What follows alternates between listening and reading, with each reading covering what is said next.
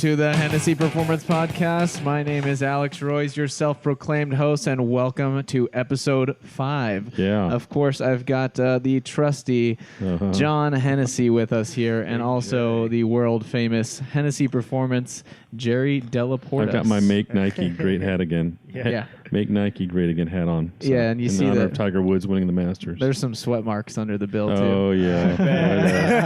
Yeah, I've done some sweating in this hat. Yeah, baby. Yeah, baby. Man, well, we've got an action-packed topic list, as always, ready for you guys, and we'll go ahead and jump right into it. We had recently... But before we do, I just want to say I'm really enjoying this nice bottle of Topo Chico. Topo Chico, healthy Sprite. I mean, my oldest son, JP, has been telling me for years, Dad, you ought to try Topo Chico. And I'm like, a Topo Chico addict. But anyway. Yeah, sponsor us, Topo Chico. There you go.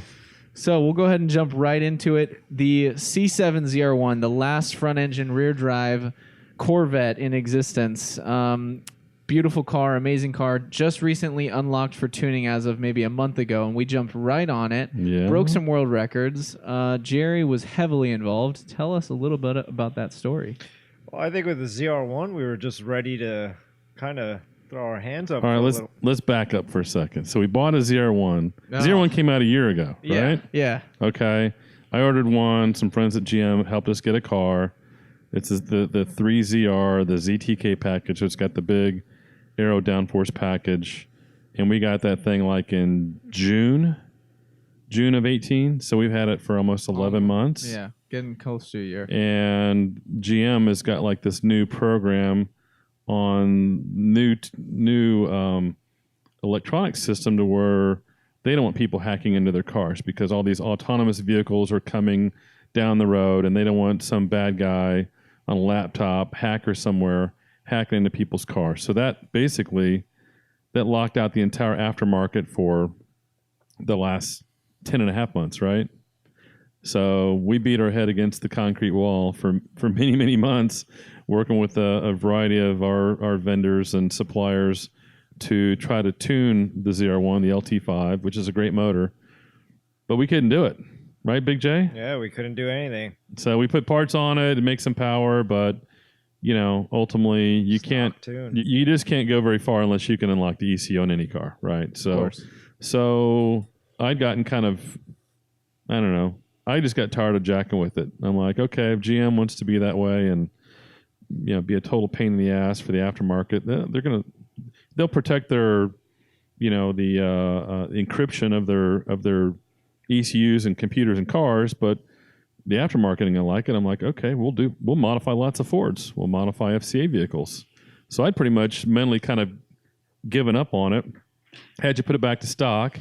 Yep. And then We were inquiring trade-in deals. We were a week away from trading it in. We're going to trade it in. I'm going to get a ZL1, or which we got one too anyway. Yeah. But anyway, so I'm going home from work one day, and you're blowing me up on my phone. You come run out the door, and I said, the tuning's unlocked. He's pulling out of the parking lot. And I said, the tuning's unlocked. And I think we were going to sell the car the next day. This is like 2 weeks ago. Yeah. And so you guys pulled the ECU out, overnighted it to the guys at HP Tuners. I ripped the ECU out. I sped it to UPS. We overnighted it to HP Tuners. Now it's more expensive to tune now because they've got to like physically tear into the ECU and they've got to do some modifications to it. So it's like $2,500. Yeah, it's not inexpensive by any stretch, but it works. Right. So we got the computer back Tuesday. Got the first one back. We got it back, and we did our tune only thing, and then tune only and intake. It picked up like 60 at the wheels, so it went from like 654, which is plenty respectable. Made at the like wheels, 715. Yeah. At which point you did pulley, headers, ported heads, cam. Yep. And power went to 905 to the wheels. 905. Yep. I mean that's pretty much a Shell V-Power 93 octane tune. Yep. I think you put a splash of race gas in there just for. We always put a little bit just to keep it. Since it's brand new, we haven't built it before. A couple gallons to a full tank. Right, but that still made, and then this all happened like in the matter of days. So you got, you know, ECU back a couple days later, put on the dyno same day. Then the very next day, I started at 8 a.m. Yeah, and then I finished and was on the dyno by 10:30. That was almost like you. It's almost like you built an exorcist in a day. Pretty much, yeah. I was determined to get it you done. and the team. So the whole team was here. You had guys measuring spark plug wires and gap and plugs. Yeah. And I had Michael gap and spark plugs. I had Mac, clearancing a pulley for me. I had everybody. Aaron was laying out my parts. So because there's other shops that are out there that are all the self-proclaimed experts at whatever car, Corvettes or whatever. So we wanted to kind of kick them in the balls a little bit and go out and lay down a dyno number and run it down the track just to piss them off, right? Yeah. And I think we did that a little bit. I think we showed that, we could stay ahead of the game. But so we took it out. We took it out here. Patrick drove it down the track. Went a 960, 965. No, he went a 979. 979 because the track wasn't holding. Okay, that's right. And then we went to Baytown the next day, and you went. I went a 952 at 144. And that's with the wing on. That's with the wing on, and that was leaving full interior. Rolling into the throttle, full interior, not full a race weight. gas tune. Yeah, not a race 16 gas pounds tune. of boost. 20 stock wheel size. Yeah. We put Nitto 315, 30, 20 drag radials in the rear on stock rims. Anyway, I guess the short story that we want to tell is that we had pretty much. I had not only given up on the ZR1, I had pretty much made plans in my brain in terms of the future direction of our company, not even to really pay attention to or worry about tuning GM products. Because I thought, okay, GM, and it's funny when you talk to different people at the manufacturers, you've got the car guys, and then you've got the bean counter lawyer guys that want to kind of like, make sure that they've got control of everything. And so I thought, okay, if the bean counter doucher lawyers at GM have finally won the battle over there, I'm like, guess what? There's a lot more car guys at Ford that are not gonna spool all the fun for the aftermarket and realize, like the head guys from SEMA were here a few weeks ago. SEMA, the automotive aftermarket in the United States alone, $43 billion is spent every year. Wow. So, and look, the guys at GM, they all know that. But again, I think it's kind of this is just my opinion, it's kind of a power play. They don't like the fact that people tinker and mess with their cars. They hack it. We jailbreak it, in some ways. And so I had pretty much made up my mind. I'm like, okay, well, we'll just modify lots of Fords, which we do. Yeah. We build, 10 Raptors a week, and now the Rangers are coming online. So I had pretty much given up on not just the ZR1, but GM at that point. And look, I understand they've got their own business reasons for, they don't want some ISIS bad guy, across the world hacking into 1,000 vehicles and causing mayhem. Yeah. But you can still at least throw us a bone and let us modify the engine parameters of the car, Yeah.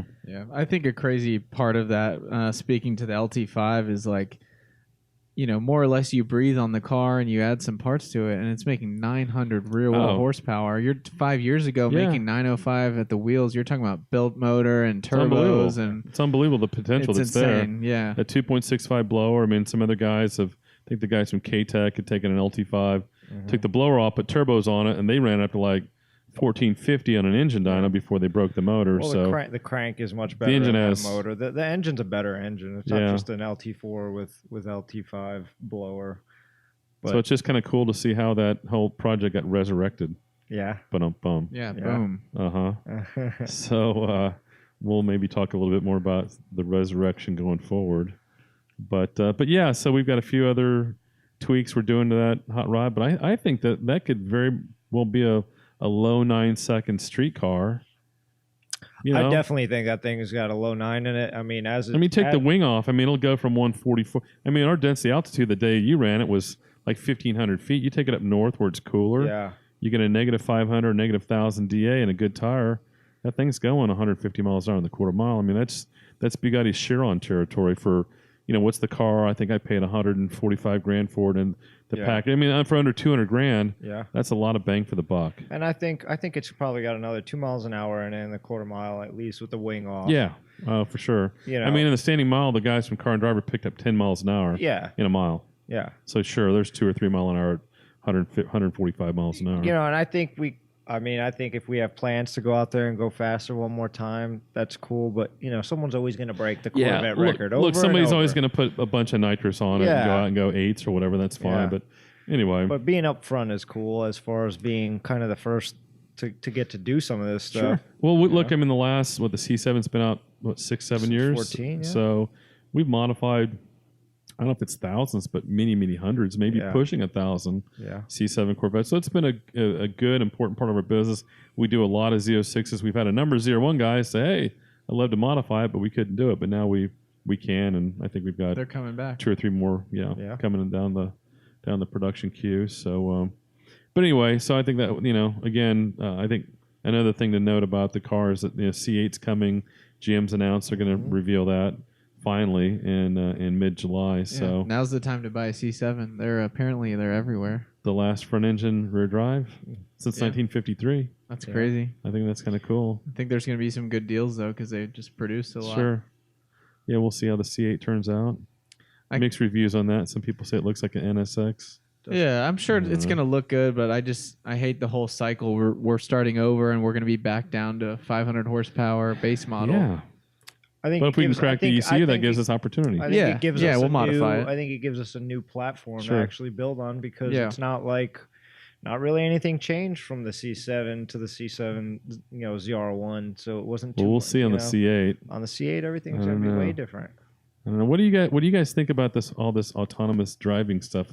All the manufacturers are like putting so much time and energy and resources into that. I don't know. I think it's kind of interesting and cool. I mean, being part of the younger generation, we've got a pretty much 45-minute commute out to the shop, and thinking of a day where I could get in the car and just kind of sit and watch a movie and the car drives me here, that could be interesting. I don't know that I could deal with that. I mean, I kind of have to be in control when I'm driving a car. It takes all the fun part I think the trial lawyers are just sitting back saying they're going to have a freaking field day. I was reading something about some Tesla was in a wreck recently, and they blame the auto driving or whatever on that deal. And like you look at this whole thing with the Boeing, the 737 MAX, and it's got some sort of feature to try to help the pilots when it's in a certain angle of attack or whatever, cause the planes to crash. So I'm like, I don't know. At some point, maybe if all the vehicles on the road in a certain part of town, I almost look at it kind of like, like when you go to the amusement park and you get on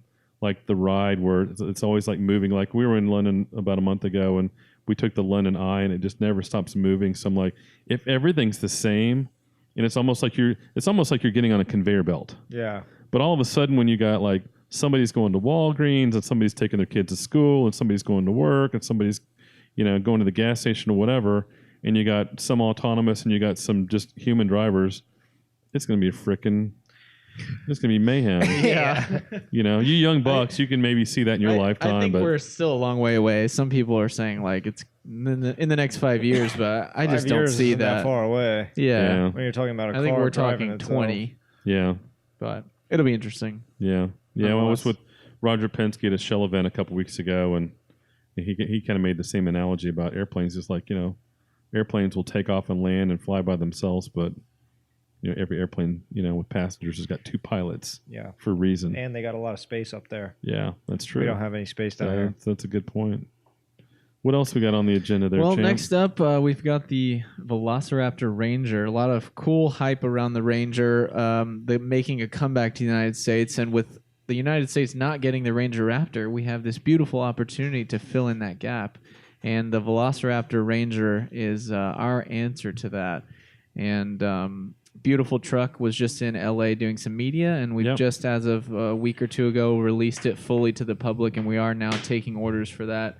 4-cylinder turbo truck, peppy, fun. Well, basically, it's the same engine that's in the Focus RS. Yeah. Which is a fun car. Was a fun car stock, but you put a tune in it, and it's like stupid fun. Comes alive. And so you guys had built the truck pretty quickly. We had an opportunity to ship it out west for a photo shoot. The listeners haven't had a chance to see the pictures that are on our website. It's pretty cool looking truck, and I think Jerry, you and the team did a great job as far as giving it the VelociRaptor look and function. It's not a Raptor. It's not a Ranger Raptor. I think it's actually cooler. But yeah, the performance upgrade on the dyno, we picked up like 63, 64 horsepower and like 100 and plus foot-pounds of torque. And I drove that thing for the first time this last week, and it's out west. that thing's just stupid fun to drive. Yeah, and with the bigger tires, you need the extra power. I feel that's like, true. You know? Typically, the bigger wheels and tires you'll cost you some power to the ground, and where you guys were out in the back of the track when you raced against the stock Raptor, right? Yep. Yeah. I think that's a very interesting point. There's a video out there if you haven't seen it, but the fact that a tuned Ranger with a lift and bigger tires could beat a stock Raptor. Yeah, that's a pretty cool point. Yeah. No, the video. I mean, I think it's got 120,000 views in like the last 4 or 5 days, and I mean, it's pretty crazy to think that one truck's got, the Ranger's got 360 horsepower and the Raptor's got 450, but the Raptor's a lot bigger and heavier. It is. It's much bigger. The Ranger is a small vehicle. Yeah, the back seat's tiny, actually. Like really small. When it comes here, when you get a chance, small. scale a Ranger next time. Okay. With the bumpers and wheels and tires, I'm just curious what it weighs. Well, scale it before and after. Yeah, that's a good idea. See what it picks up. I bet you it picks up. Anyway, if you're out there listening, I mean, the nicely loaded Rangers are $45,000, which is I think kind of expensive, but our package with everything is another $20,000, so $65,000. It's a little bit less than a new Raptor, but man, I drove a Raptor back to back with the Ranger. That Ranger, the VelociRaptor package, that is a lot of fun to drive. Yeah, they're going to sell a lot of those. Yeah, definitely. The guys at Brownlee Ford up in Tennessee, they'll have them in stock, and so if somebody's out there has an itch for a truck that's practical, easier to park, a little less costly than a Raptor. Good gas mileage, fun to drive, Yeah. off-road. I feel like finance it through Brownlee. The smaller trucks, the mini trucks are coming back. Yeah. Where people are going to want them. We've got a lot of inquiries from people overseas too. Yeah. Yeah, the Colorado's been very popular. Mm-hmm. Yeah. They recently did that partnership with the ZR2 with what's it called? AF something. Yeah, I know what you're talking about. I can't remember the name now, but it's like co-branded on the seats and stuff. Sure. AEV, American Expedition Vehicles or something. Yeah, sure. Something like that. Yeah, something like that. Well, cool. Well, next up, we had a very unique opportunity. I think the only people in the world to have dynoed a McLaren Senna. Yeah. We had a special owner drop it off for some storage, and he was nice enough to give us the opportunity to dyno it. Yep.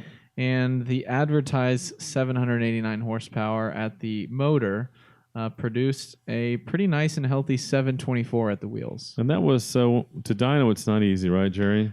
That was the hardest car that I've ever had to dyno. It took me 2 days. 2 days. I was just telling the doctor. Yeah. He's like, man, why'd you put a bunch of miles on my car? I'm like, well, we had to go back and forth. We had to go to a different dyno because it's a special dyno that you have to use anyway. But look, it made respectable power. I mean, I think pretty much the stock 720s are, what we're seeing, 675. Okay. Yeah. So it picked up 50 over that. And then you had to dyno in fourth gear rather than fifth, so the number might have been a little bit lower than. So I dynoed it in both gears. In fifth gear, it oversped the dyno. Yeah. And it had to be removed from the dyno to reset the dyno and recalibrate everything. It was just 180, 190 miles an hour in fifth gear before it touched the limiter. So, sure. So I mean, I had no choice but to dyno it in fourth. So maybe a tad lower. In power, just because it's in a reduction gear, but I don't see it being more than 10 or 15. Yeah. Well, very cool car. I mean, it's something I think the Senna, when I first saw it, I didn't really care for it, but as time has gone on and the more time I've spent around them, the more I like them.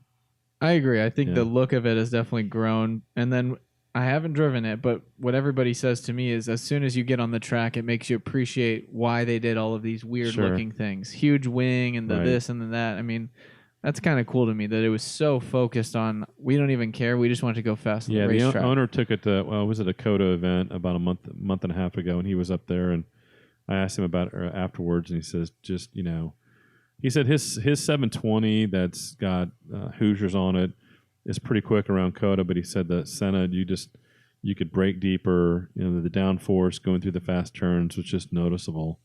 And I think there was a McLaren event back in end of last year, and Ayrton Senna's nephew Bruno came over from Europe, and I think they said that he went at Circuit of the Americas, went around the track at a 213. Wow. And really not getting up on the curbs, which I mean, they're race cars that are doing good to run at 215, 216. So for a street car, not jumping the curbs to run that kind of number is pretty impressive. Actually, I was looking up production car Coda records, and it was like 211 for some. It was some electric vehicle or something. Oh, the Neo. Yeah, I think so. NIO, I guess. Mm-hmm. But okay, yeah, it's interesting. But I was thinking about maybe ZR1. The Senna is a race car. Senna's a race car, for sure. I mean, for sure. You know, if you look around the thing, if you sit in it, if you drive it, if you do anything, as it should be with a name like Senna, I think that may be like one of the coolest car names of all time. Yeah, that's cool. You know, I was in California at a very cool event. If any of y'all listen to this, get a chance to go to it. It's called Cars and Copters. Yeah. And a guy named Dan Kang, who's a big exotic car collector out in the Newport Beach, Southern California area, puts this event on in Huntington Beach. And so lots of cool exotics. And there were 2 or 3 Sennas that were there. And one of them was owned by another collector, a guy named Manny Koshman, who did a really cool spec where he did like the red and white Marlboro, livery like they had on the McLaren F1 cars back in the early 90s. And anyway, it was kind of cool to see that in person. Yeah, he has a pretty cool spec and a pretty cool collection, actually. Yeah, for sure. Manny Koshman. Manny, good guy. Yeah. Well, speaking of exotic, cool race cars and hypercars, you recently, maybe not recent anymore, but you went to the Pagani Museum. Yeah. Kind of a All right, cool so this story. is a cool story. This is something I just wanted to share with the listeners is, so I was in Europe back in December, over visiting some of our suppliers that are working on our F5 program. And so I needed to travel to visit with one of our transmission suppliers in the Bologna, Italy area, so kind of central Italy, and not far from there is Modena. And so kind of in between the two cities, you've got Ferraris in Maranello, you've got Lamborghini is in Sant'Agata, which is like, I mean, our little town of Sealy here is like the big time compared to I'm telling you where Lamborghini, I'm telling you where Lamborghini is, it's 20 miles from the middle of nowhere. Wow. There's nothing there except for the Lamborghini factory, which is cool. And so kind of in between Ferrari and Lamborghini is the Pagani factory. And so I had like a whole extra day before I came home. And so I thought I want to go see if I can take a tour. So I went by Pagani first. I've been to Ferrari before, which is a very cool tour, and went by Pagani, and the nice ladies at their reception said, "Hey, we're doing a tour later on." It was like 55 euros, so it's like, I don't know, $60. And so I went to Lamborghini and did some of their tour. Didn't do the full factory tour, but I wanted to do the full factory tour at Pagani, so I came back, and you just wouldn't believe it unless you see it. So if you're ever in Italy or in that part of the world, if you're a car enthusiast, you should definitely go see the Pagani factory, because something we've talked about here at our place of business, we talk about like our magic wand list. And so, I'm like, hey, if you guys could wave a magic wand, what were like some of the cool things you'd like to have? And one of our guys we should have some museum. A museum. Yeah. And another guy's like, we should have a fountain. Yeah. I'm like, we should have AC. Yeah, absolutely. That's pretty far up on the list. Unfortunately, you're not going to get it this year. Thankfully, you got big ass fans out there. Big ass fans, yeah. But anyway, so when I went over there, I'm like, wow, Pagani's got a fountain, and Pagani's got a museum. And they had lockers. They had lockers. Right? Dude, they had all kinds of stuff. Yeah. I made a long list, and it's really, really cool. I mean, a lot of it, when you take the museum part of the tour, it has like Horatio Pagani's like story of like when he was a kid, and here's the first little go-kart he built. And so I don't know if his mom, his wife, somebody in his family is like the archivist for like, here's Horatio's first toothbrush, and here's his baby teeth. But it's really cool. I mean, we're gonna have one of those for you. Yeah, right. Here's Big J's sweaty Nike hat. Yeah. Actually, we talked about doing a roast for you. Oh yeah, the John Hennessey roast. Talk to my wife and kids. They got they got all the dirt. Oh. They know where all the bodies are buried. The roast. Yeah, the roast. We're gonna do it one day. It's coming. Great. We're gonna have fajitas, and we're gonna do a roast. My birthday's in November, so all right. there you have it. There you go. There it is, November. The roast. But yeah, so the Pagani factory. There's the stuff that you can like see in their showroom, but then when you do the tour, you get to see the museum and a lot of the cool cars that they built, and then you get to go back to the factory, which is really, really neat. And I think one of the coolest things that I saw there, and I think you can Google this image of this, but you can look it up. when you go into like their restroom, the sink is made out of carbon fiber. And I'm sure like every customer that comes in there is like, hey, I just spent $3 million for my Pagani Roadster over there. How much is it I want a sink like this? I guess it's the coolest. I took some pictures. It's the coolest sink you've ever seen. And they do all their own they do, I mean, as far as I could tell, they didn't do their own paint work in-house, and their engines come from AMG Mercedes, but they did all their own carbon fiber stuff in-house. So it's impressive. Very impressive. Yeah. Very impressive. And one of the things we're going to do here, another great idea that I got from visiting their place, is they have a picture of each employee on the wall and throughout the whole factory. Yeah. So get ready, Big J. We're gonna have your picture. Have day, your baby. picture over there with your pistol and your puppy. Hey, that could be like a reality TV show, Pistols and Puppies.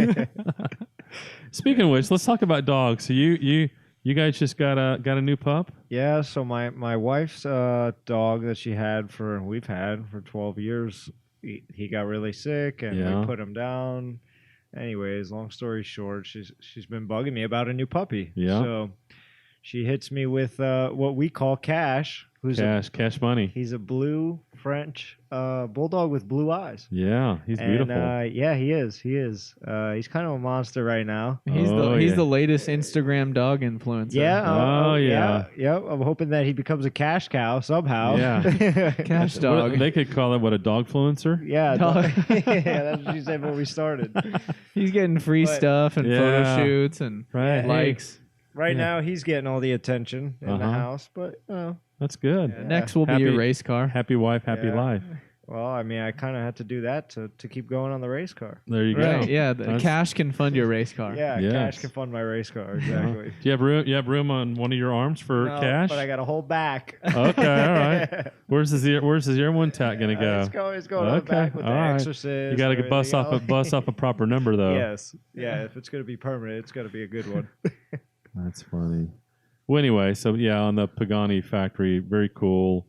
I've met Horatio a couple times. He's a very nice guy, and very much admire what he's built, both car-wise and with his business. And it looks like he has his sons involved in the business, and I think that's very cool. Yeah, he's built a lot of cool cars, a lot of art pieces. Yeah, they're definitely speaking hard on wheels. Hypercars and luxury cars and $1 million+ cars. We have one of our own, the Venom F5. The Venom F5. I think everybody's interested in. Very happy to report that we have begun building the first carbon fiber chassis.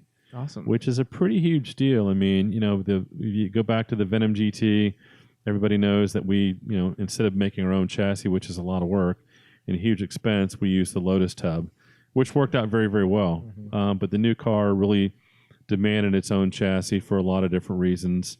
And so, while the engineering and the design has, been ongoing and been working on that for, over a couple of years now, that we're actually, physically making the kind of the foundation of the car is that tub and all carbon fiber. So we'll be sharing some pictures and videos of it here, I don't know, a couple, 3 months down the road. And once that's done, then we can start marrying together engine and transmission and interior and have a running car here before too long.